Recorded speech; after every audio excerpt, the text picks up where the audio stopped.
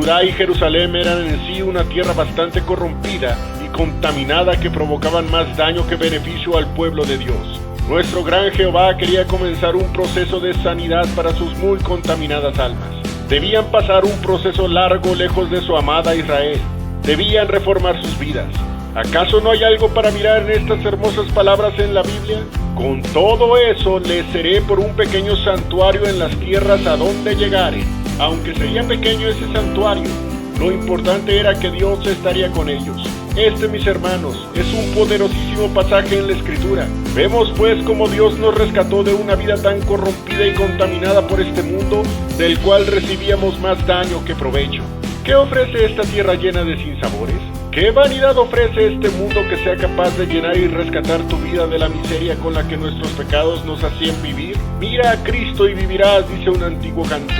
Si Él no tuviera pensamientos de paz para con nosotros, hace ya tiempo hubiéramos perecido.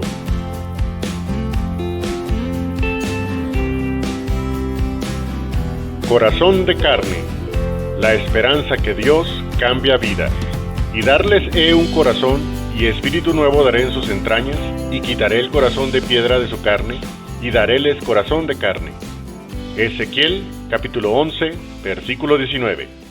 La naturaleza es un gran regalo que Dios dio al ser humano, no solo para que por medio de ella obtengamos no pocos recursos necesarios para nuestra subsistencia, sino para que a través de ella observemos diversas situaciones que, como analogías, Dios nos enseña de cierto modo por qué Él toma decisiones sobre nuestras vidas que hacen cambiar de manera trascendente el rumbo que llevamos y que al final siempre seamos capaces de ver la manifestación de su gloria en nosotros. Uno de esos casos es el águila. Cuando llega el momento de tener sus polluelos, la madre ya ha preparado un nido sobre un acantilado y dentro de él un forro de plumas para que cuando los amados retoños lleguen a este mundo, disfruten de la comodidad preparada para ellos. Y por cierto, solo por un tiempo limitado. Una vez que llegan a ser aguiluchos con una fuerza suficiente, aunque poca para volar, la madre agita estruendosamente sus alas de tal manera que los polluelos jóvenes ya se asustan aferrándose más fuerte al nido. ¿Qué es lo que sucede entonces? Es curioso que la madre, con toda la intención del mundo, asusta a los aguiluchos, los cuales evidentemente están confundidos. ¿Es esta la madre que hace no mucho les mostró un amor inigualable? ¿Por qué ahora es tan diferente? O al menos eso parece. Llega un momento en que los aguiluchos no aguantan más y hacen lo que finalmente cualquiera de nosotros en su lugar haría. Dejan el nido que con tanta fuerza no querían dejar y comienzan a volar por primera vez. ¡Oh, qué grandioso es Dios! Vean lo perfecto que es su diseño. Si la madre no hiciera eso, esos aguiluchos tendrían una sentencia de muerte que llegaría muy, muy pronto. Estamos casi a punto de terminar la descripción de una muy larga visión que Dios le mostró a Ezequiel y que comenzó en el capítulo 8. Estamos al final del capítulo 11 y hasta ahora todo ha sido calamidad, fuertes exhortaciones y una realidad inminente que él pronto se iría de su casa, el majestuoso templo de Jerusalén edificado por Salomón debido a sus múltiples pecados y atroces idolatrías. Sin embargo, al llegar al final de esta visión, el lenguaje de Dios toma un giro muy abrupto y a pesar de la inminente destrucción que se avecinaba, se está mostrando una luz de esperanza.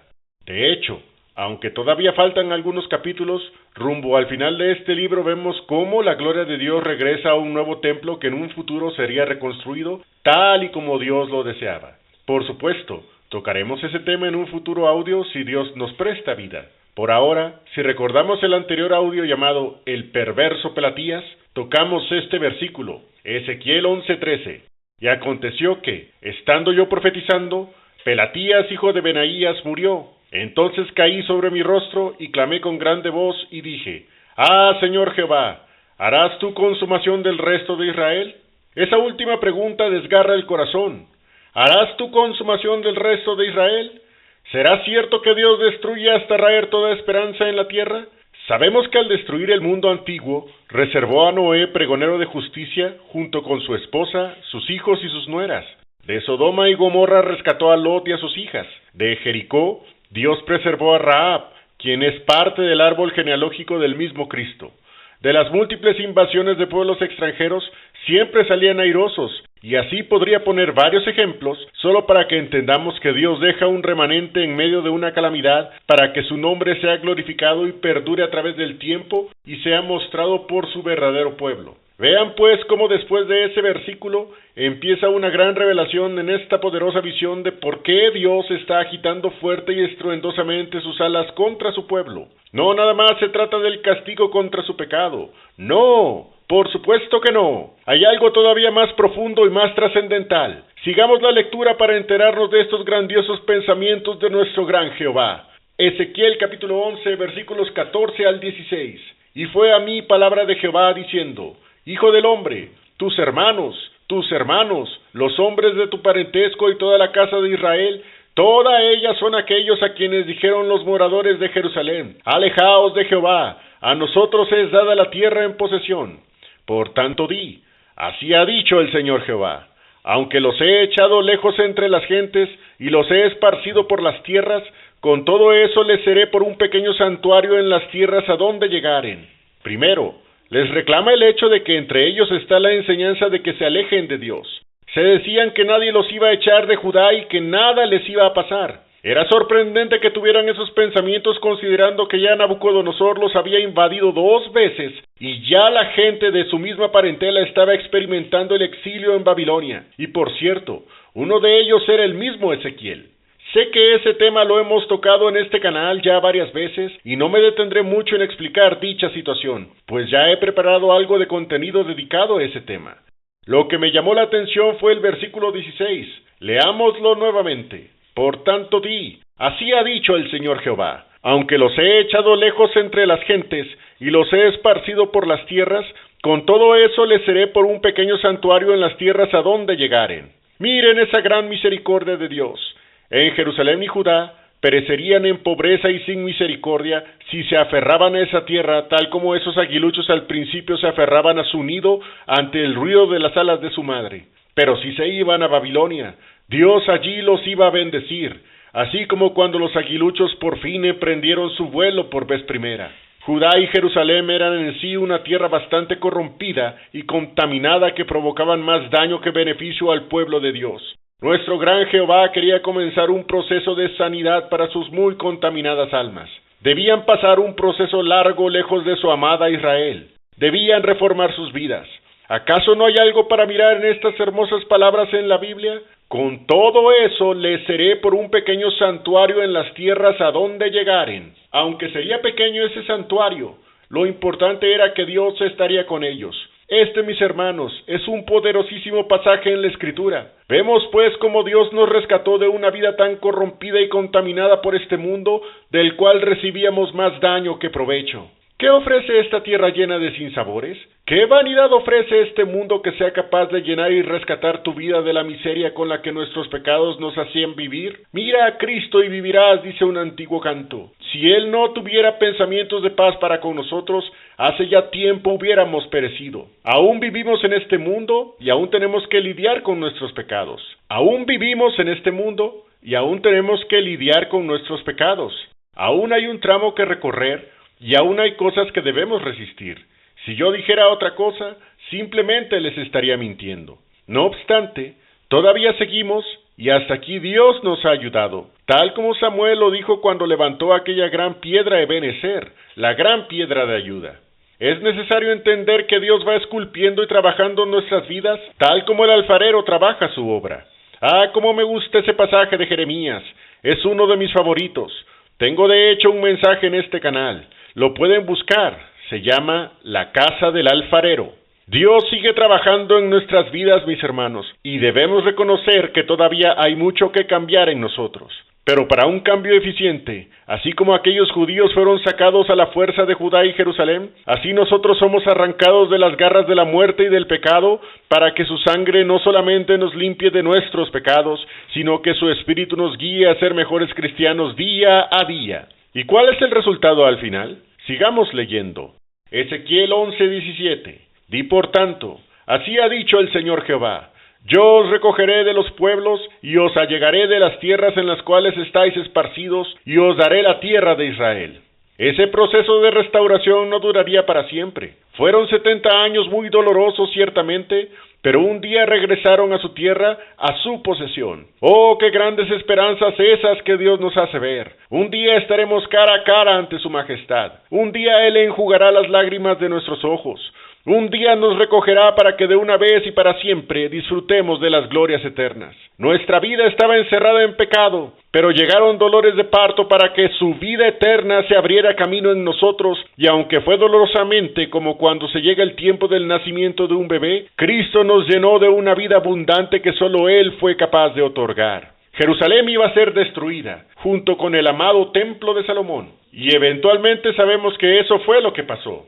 Definitivamente así debía suceder, ya que eso mismo sucedió en nosotros, ¿no es verdad? Nuestra vida pasada fue totalmente destruida para dar paso a la nueva criatura, la que ahora es limpia ante los ojos de Dios, no por obras de justicia que nosotros habíamos hecho, tal como el apóstol Pablo le escribió a Tito, sino por su misericordia nos salvó. Podrá ser que Dios fue muy duro con su pueblo, y Ezequiel contiene en un buen porcentaje palabras muy duras contra esas gentes, pero todo era también una gran demostración de su amor, pues bien está escrito en letras doradas que el Padre a quien ama castiga.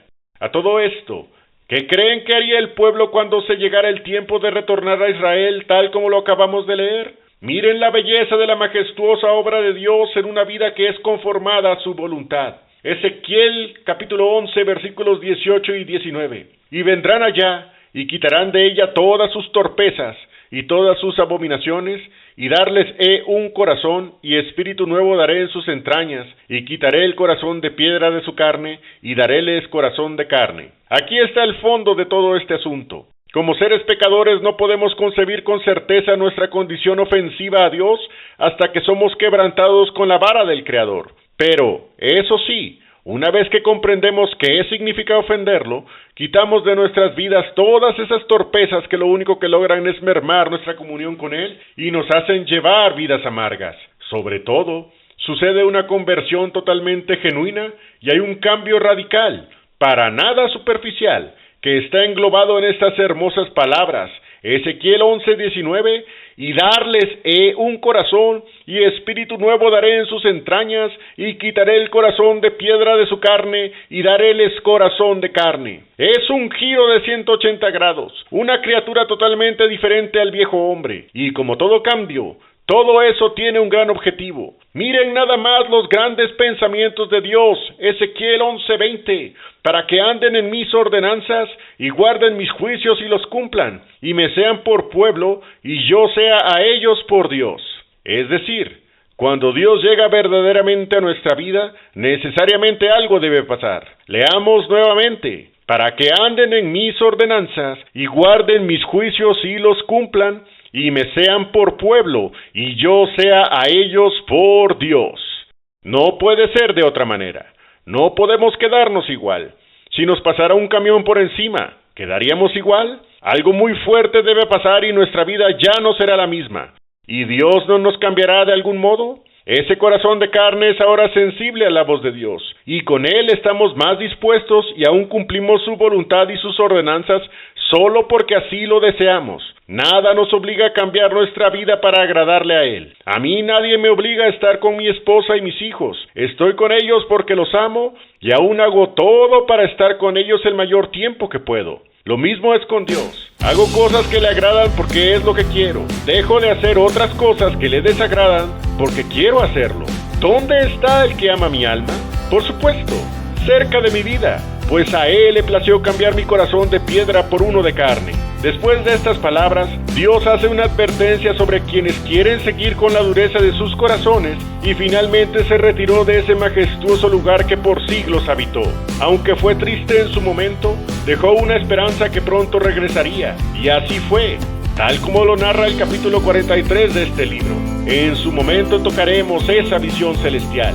Así fue, por cierto, hace casi 2000 años. Fue un lúgubre día cuando fue entregado a Poncio Pilato por providencia de Dios para morir en esa cruz. Pero al resucitar y levantarse por los aires dejó la gran esperanza de que un día Él volverá. Hermano, Él volverá y nada ni nadie detendrá al gran Rey de Reyes y Señor de Señores. Le veremos como ese poderoso león de la tribu de Judá, delante del cual todos nos arrodillaremos y diremos en alta voz: grande es nuestro Señor Jesucristo. Que el Señor siempre te bendiga.